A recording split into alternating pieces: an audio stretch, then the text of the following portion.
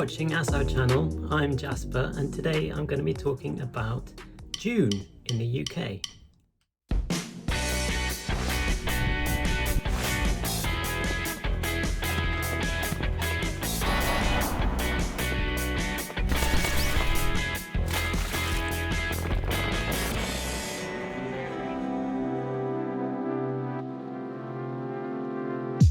First of all, I'd like to talk to you about the fact that, as you can see, I am in a shed and not in the usual place. In the UK, if people have a garden in their house, sometimes they'll have a shed, and usually the shed is just a place to put things like the garden tools to be able to do gardening. But sometimes if somebody is very into DIY, so do it yourself, building, making things, the shed can also be kind of a workshop, so you can build things in the shed and then take it into the house and be able to build shelving or cupboards or things like that. So this shed that I'm in right now is a bit of a workshop as well, and this is something which is kind of a pastime for some people in the UK. So let's start the questions. In Japan, the Tsuyu season runs from the beginning of June to mid-July. When do you have a rainy season? Do you have it at all? Weather in the UK is always changeable, as you may already know. This is because there are lots of weather systems that come into the island from different directions. So we have a weather system that comes from the Atlantic through the Gulf Stream, which comes from the Gulf of Mexico. And this is usually quite warm weather that comes from this direction.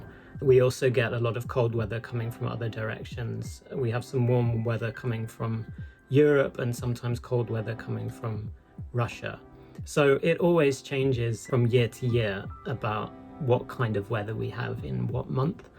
So for example, this year, May has been incredibly wet and cold, and we're only just getting the beginnings of beautiful weather, beautiful hot sunshine in the beginning of June.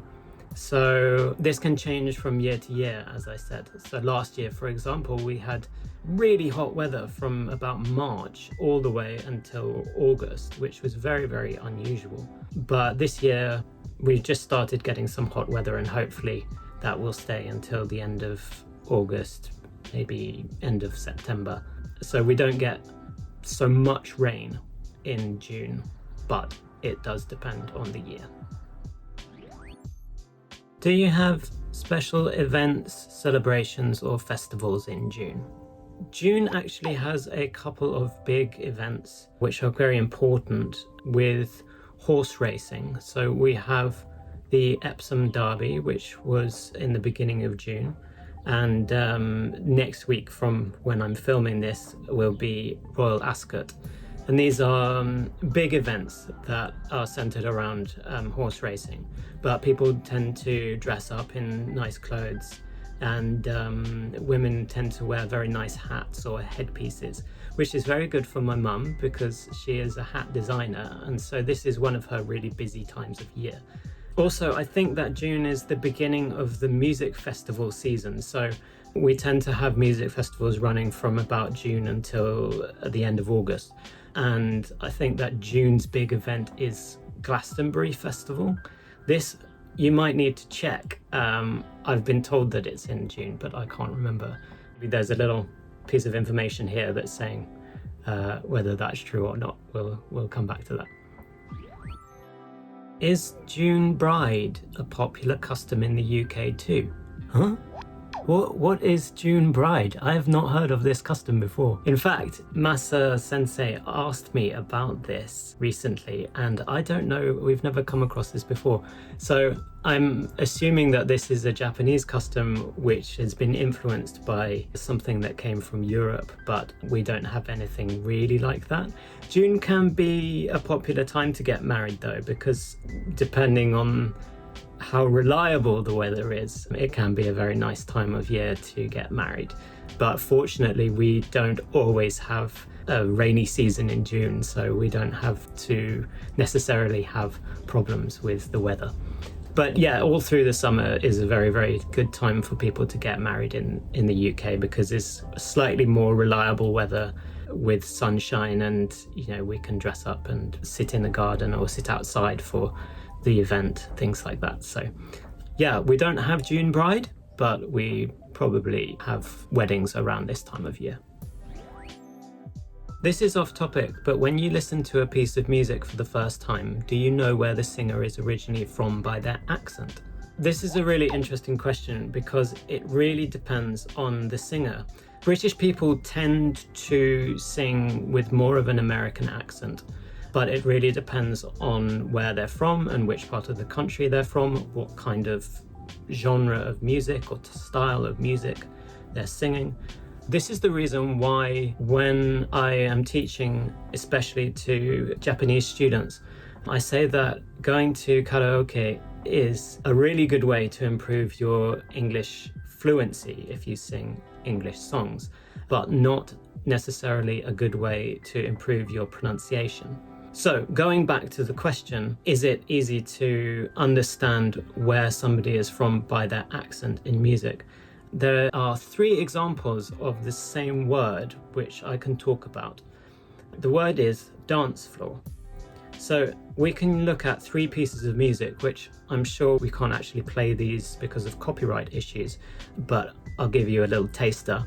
So if we take Blood on the Dance Floor by Michael Jackson, Murder on the Dance Floor by a singer called Sophie Ellis Bextor, and I Bet That You Look Good on the Dance Floor by the Arctic Monkeys.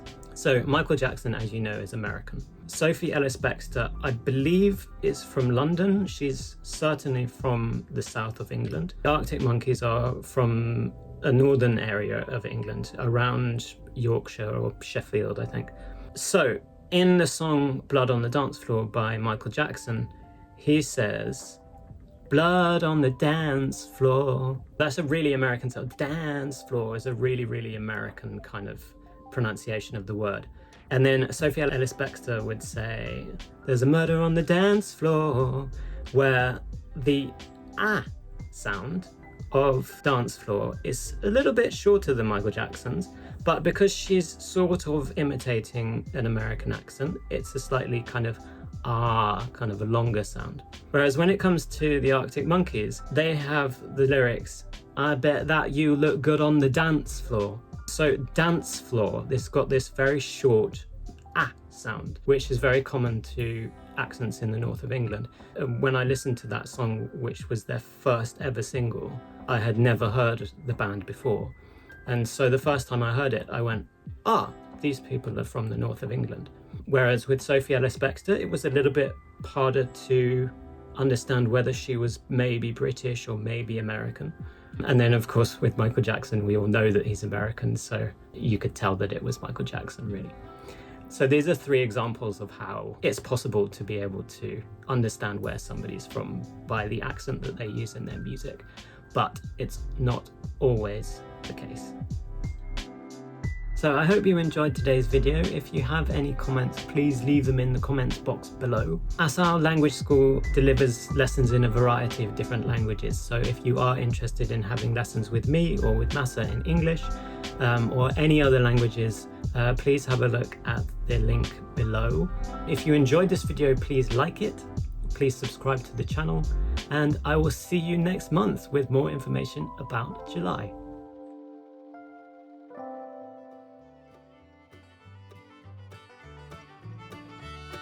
はい、こんにちは。浅尾のまさです。チャッターボックスのシリーズでは主に英語の勉強に関する情報を発信しております。また、日本語教師を目指されている方にもちょっとしたヒントを、ティップを提供するようなそんなコンテンツも発信しております。下の説明欄の方にリンクがありますので、そちらをクリックしていただけるといろんな追加情報が見られると思います。このシリーズ面白いと思った方はぜひグッドボタンとチャンネル登録をお願いいたします。ありがとうございました。